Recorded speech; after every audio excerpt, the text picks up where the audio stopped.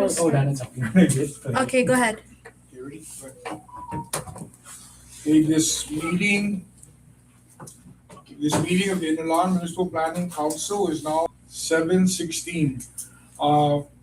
As part of the open government law, this meeting was first posted on PDN on July 2nd and a follow-up posting on July 7th. I will go ahead and do a call to order.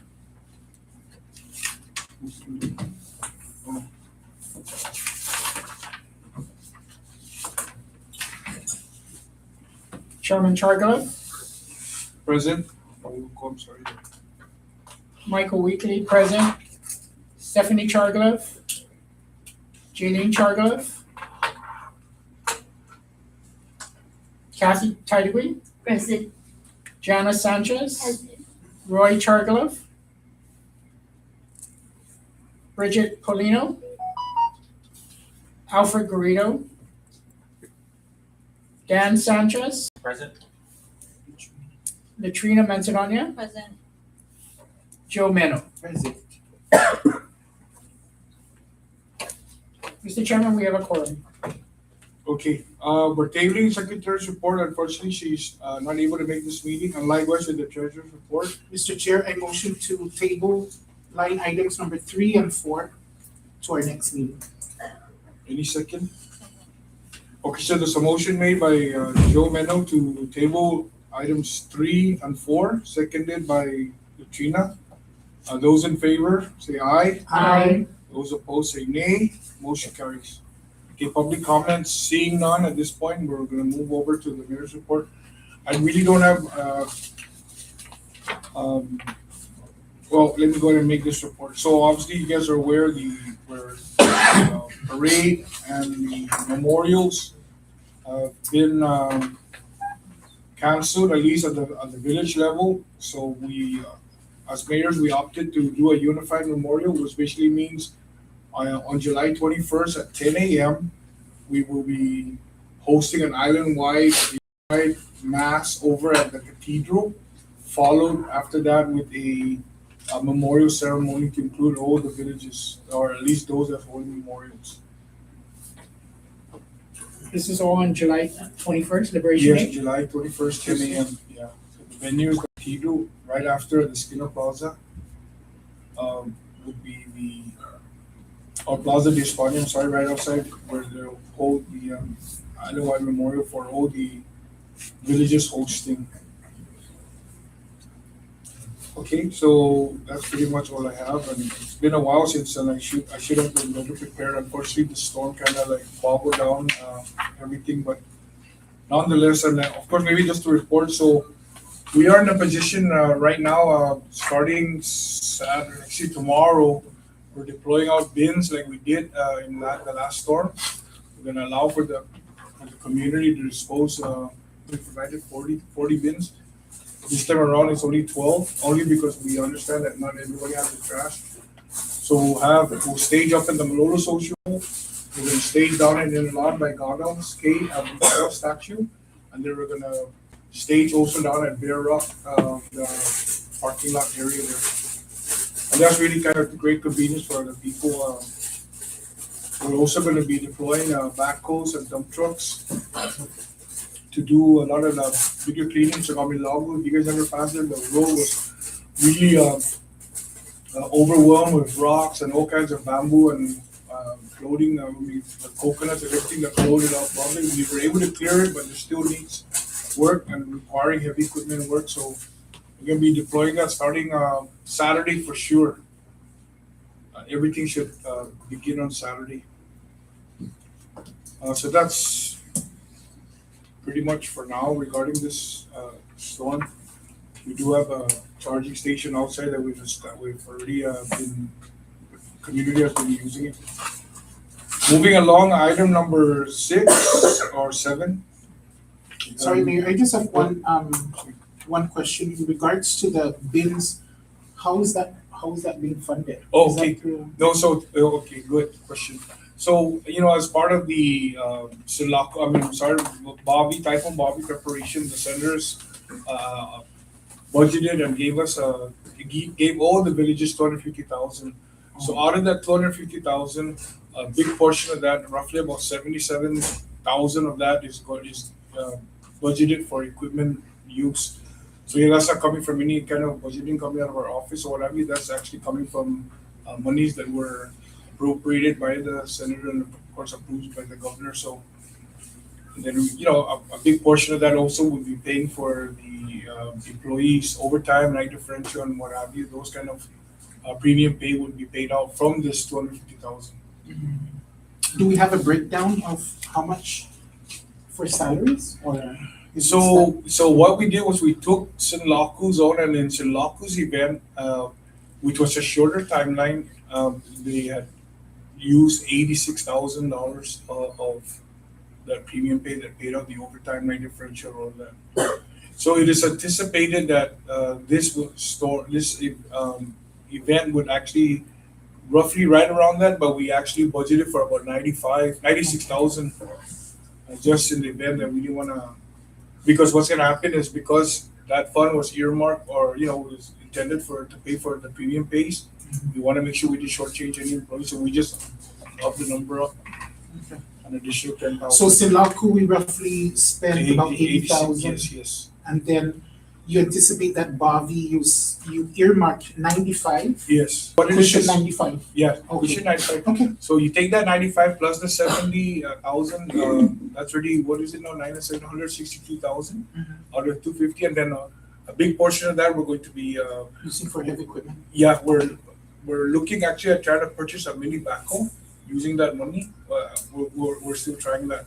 We're looking at that, but we're also with those funds. We're also looking at getting other equipment such as water blast on the trailer. Anything that's going to benefit the recovery mode is kind of where we're gearing all of that. Of course, we're looking at getting our staff also shoes and rain boots and what have you. We're also looking at getting 3,000 count sandbags in preparation for any potential storm. Oh, okay. It's already been announced that we're anticipating at least 3 additional hard storms. It could be more, but because of the Super El Nino season, it's anticipated. So we're kind of doing a lot of we're going to buy a whole bale of gloves and all of that to make sure that we're prepared for the next storm again. I was just concerned if they didn't fund the need to cover overtime and Yeah. all those. So that's not gonna come out of your mayor's budget. No. It was okay. Yeah.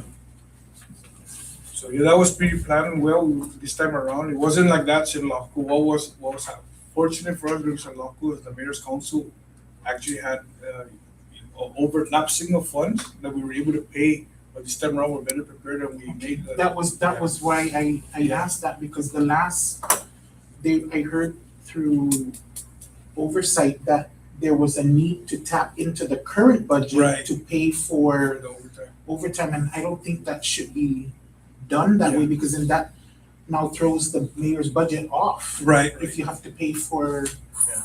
for overtime and and all that other stuff. Okay, so it's at least it's funded already. Yes. Okay. Okay. Okay, so moving on to item number 7, new business, consideration for resolution. So you guys have, before you, I know, what, do you guys have that already? You guys Yes. know what that happened? Yes. Yeah, so there is a resolution just for the benefit of that. So this is pretty much, what it is this is, it's really expressing support and endorsement coming from the council. And so what had happened is back in January, there was actually a public hearing that was held. This is regarding the phase 2 of the solar farm project. And so this is what this is really about. So there were already 2 public hearings regarding this project. There was nobody came out and opposed the plan to expand the solar farm.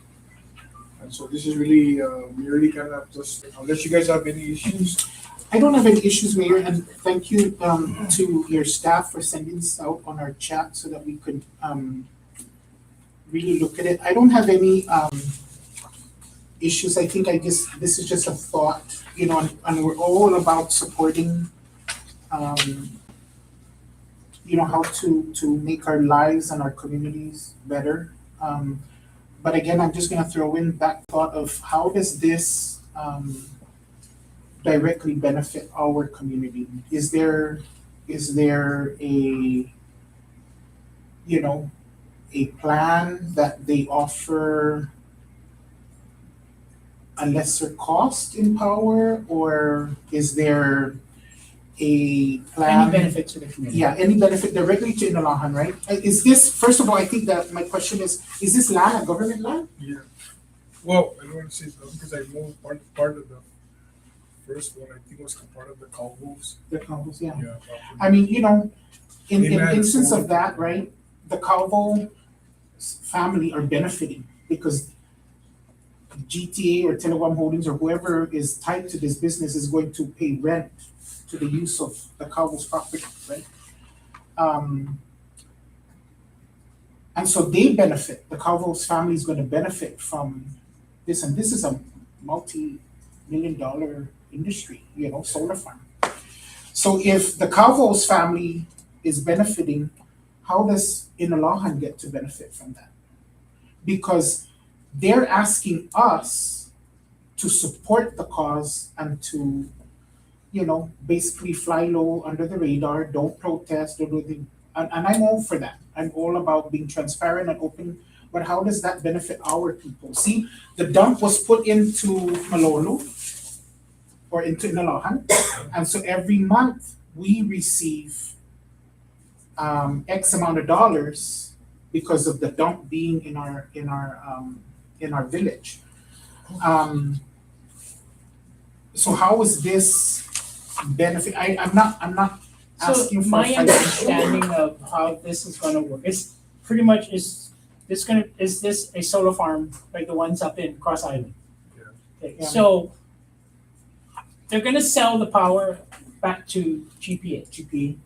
So are we to assume that by selling it back to GPA at a certain rate, the power bill is supposed to be lower for the general community rather than just Inalåhan? Yeah. It'll be more, because they're getting a power source rather than generating and all that, fossil fuels and all But that. that's already a given because they're installing the solar panel, right? No, but that's what I'm saying, that's how Inalåhan is gonna benefit and all that. How much, I don't know.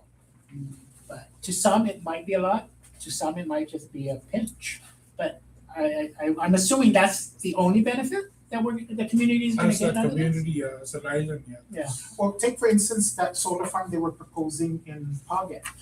It's one of the reasons why that community opposed it. Was because, I'm just under the assumption that there was probably no direct benefit to the community of Manila because it's in Manila. And I Where's like this at? back road. Paget, it was. No, this where's this? Oh, so you know where the current solar farm is right now? In NASA. You ever seen the current? There's an existing solar farm in there. So if you stand at Malolo San Isidro Church and you look out, you see the farm. So now they're asking to expand that farm.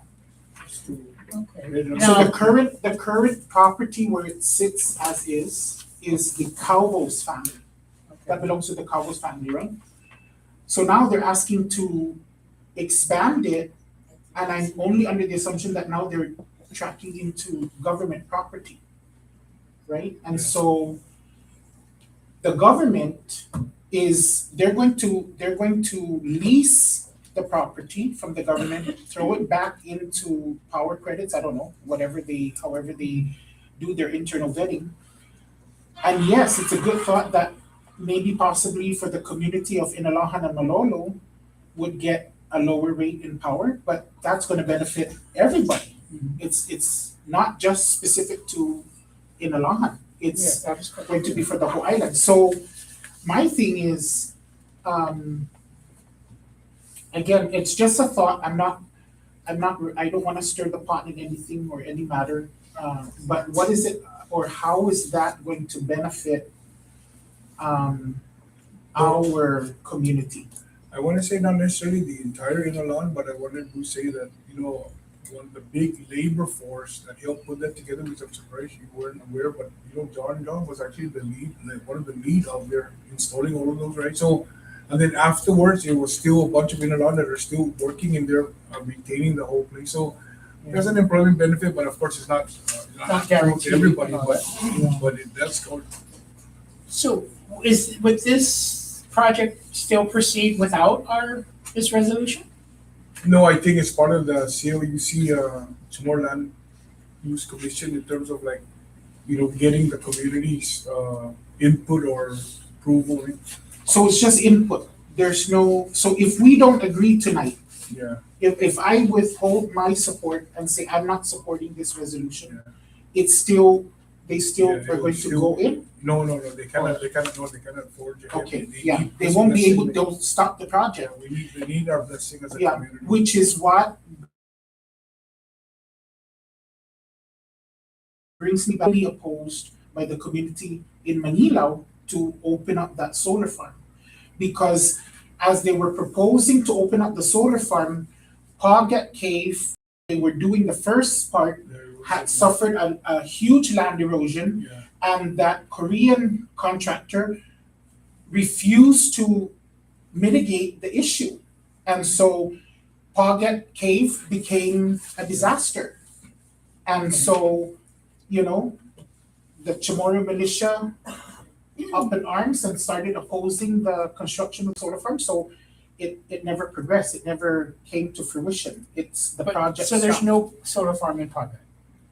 They started Okay. they started to dig and started to proceed So with them, but so the then difference here is that we already have an existing, yes. Well, and they're topography wise, the expanding. one at Paga was like a Elevation, So yeah. now it's any runoff, right? Yeah. Unlike here, it's pretty much flat land. So what we're doing is just throwing our support on To the expand. idea of expanding Yeah, the footprint that's Yeah. already currently yeah, there. yeah. Yeah. So you need the municipal planning council in that municipality, To even for give the the blessing. expansion, Yes. because it's already there. Because phase one was approved, now they're going to the phase two approval process, right? So the first, phase one went through the same process that we're going through now. It was just another council that approved it, right? Them. It was the council before us. Yeah, before that us, and the gave mayor that. before us. And what do we get out of that? Nothing. Not that I'm aware of.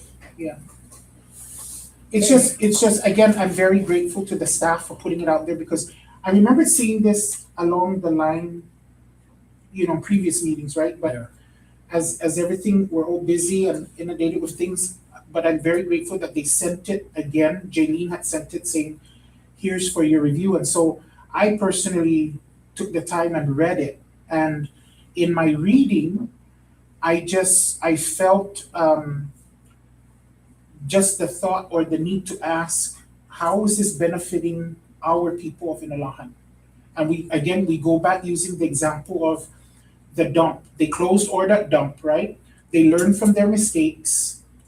They were able to settle that in court. Now they moved the dump to Malolu or to Inalåhan. And the government learned their lesson. And so now they're saying, we're going to go back and we're going to give back to the community in the amount of whatever we receive every month. And that personally benefits back to the people because the mayor now uses that fund to support the sports, to support, all the activities the mayor has planned. Whereas with this, and we all know, just by paying regular GPA rates, it's pathetic. Thinking ahead, solar, okay, maybe that power bill, maybe that cost will go down a little bit more, but how is that benefiting my people? How is that benefiting Inalåhan's people? Again, the thought of it lowering the monthly power bill, that's a nice thought, but that's going to benefit Talofofo, that's going to benefit, But but still, I think Unless that so- the fact that our community is gonna benefit, does it really matter if Talafofo shares in the benefit? No, I'm all, I'm just, again, I'm all about supporting and benefiting anything that makes our lives easier, right?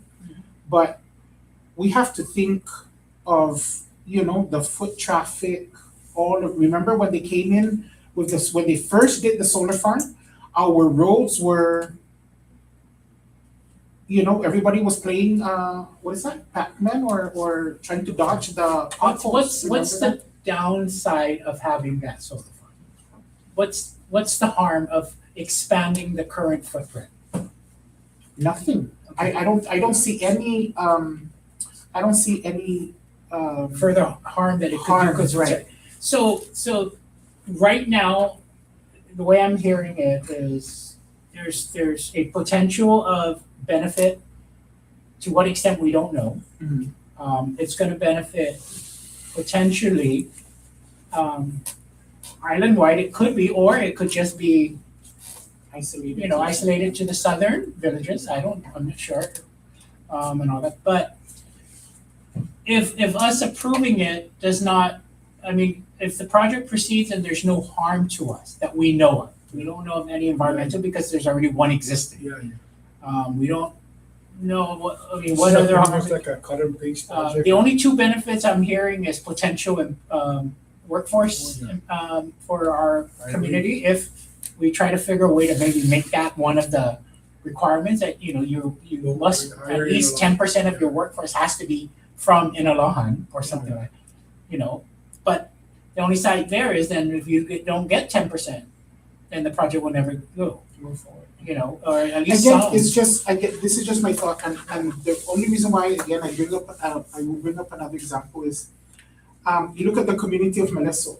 The Army National Guard was proposing to The firing range. firing range in Meleso, and the people of Meleso were the ones who opposed it. I don't think it was in any respect to a firing range being put up down there, but the concern for the people of Meleso was that it wasn't going to benefit the community, meaning the National Guard wasn't going to give Anything back. anything back That to we the know people of Meleso, that we know of. That was